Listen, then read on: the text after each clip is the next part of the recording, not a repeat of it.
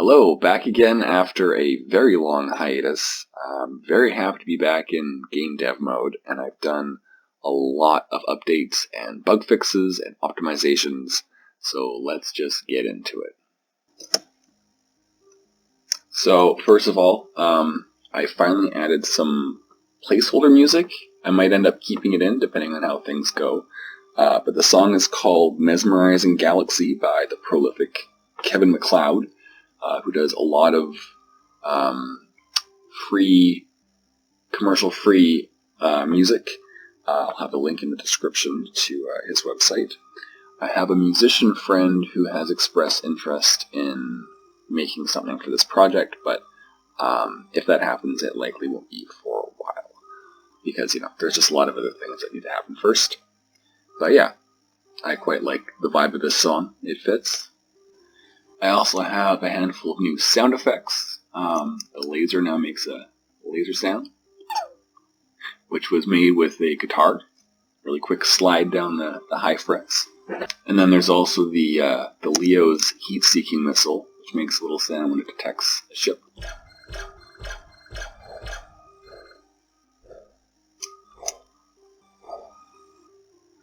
The health kits will also make a sound when you pick them up,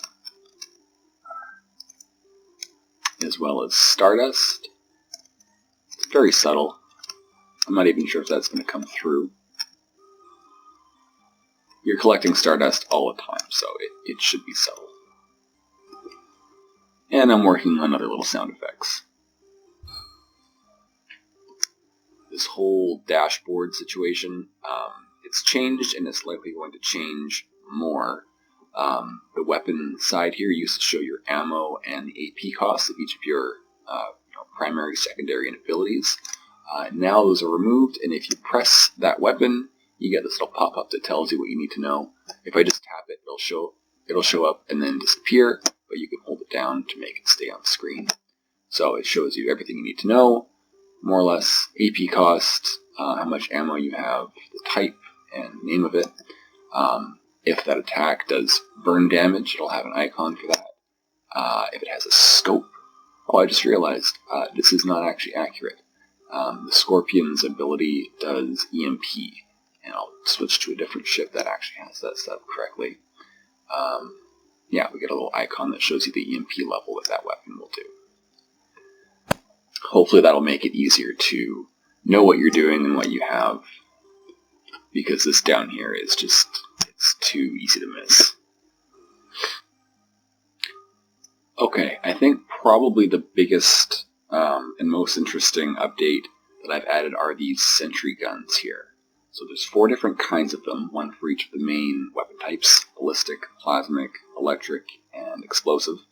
And so they will randomly spawn on the map in varying quantities, and you can fly up to one, and just kind of like the blast shelters, you can activate it by pressing B, which costs some amount of AP. And once you claim it, it is yours. So what does that mean? You can see its firing range, and so if you're an enemy ship and you fly near it, you get sort of a warning when you get too close, and if you get closer, it will shoot at you, of course. And they have a limited amount of ammo, which replenishes at the start of each turn. They will try not to shoot at ally ships. It's not perfect.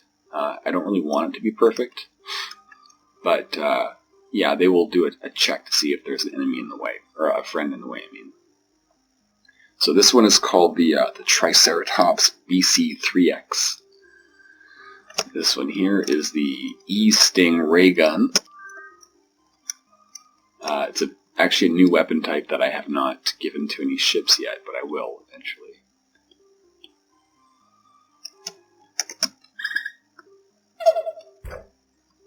Lots of pushback and an EMP effect.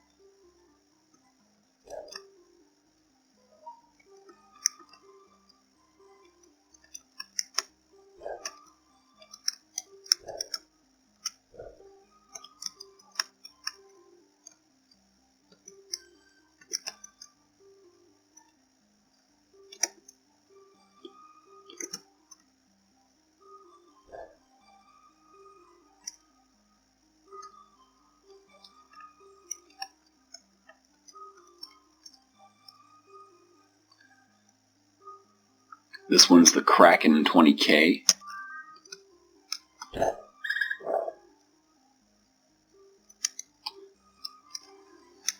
And finally there's the Hive RPG 42.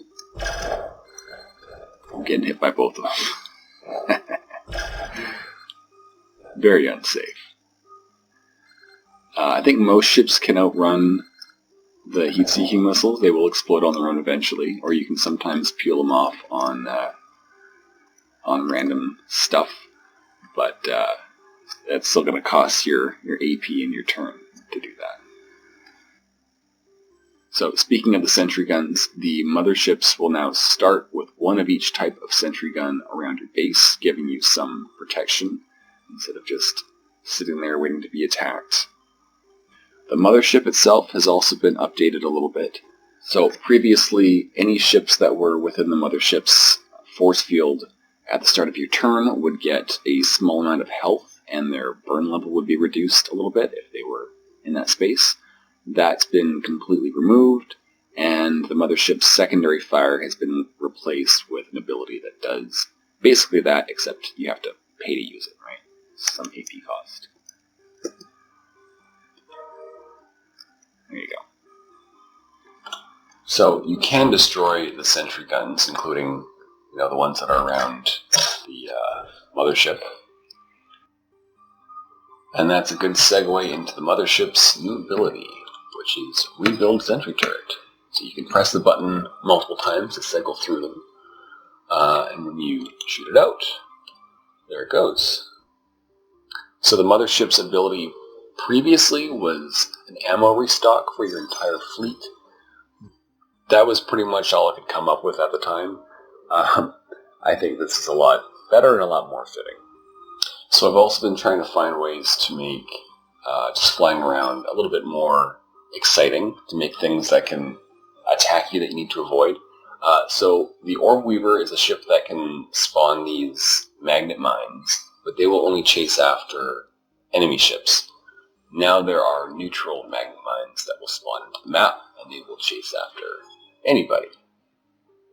They're not super hard to avoid for most ships, but you do have to deal with them if you don't want to take damage.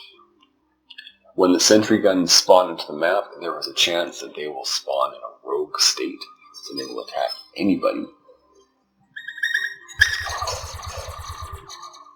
So you can try to avoid them, or you can destroy them if you really feel like it's necessary, or if you have an electric type attack. Let's just deal with these mines here real quick. You get nice and close with this guy, zap him. It'll basically turn it off, and then you can take him over, and he's yours. And just a handful of smaller details, maybe not so small. I've finally added a texture to the asteroids. It still has the scrappy pencil crayon style. I'm sticking with that. There's the flaming hot plasma asteroids. And yeah, the regular ones.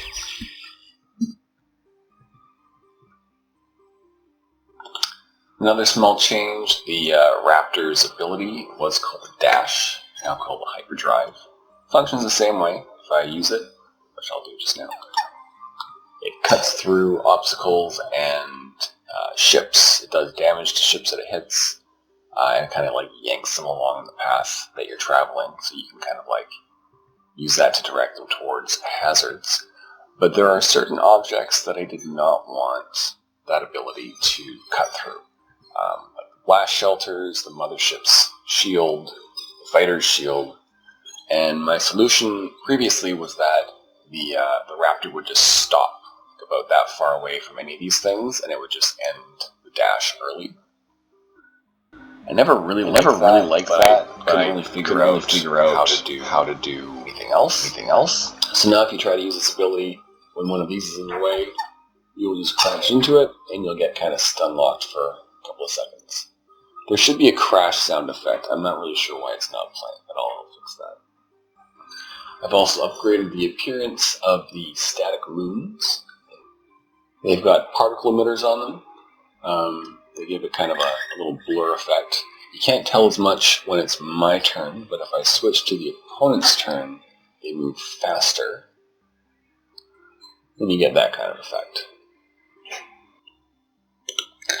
I've also added gamepad support. It's not really finished. I can't control the menus with it.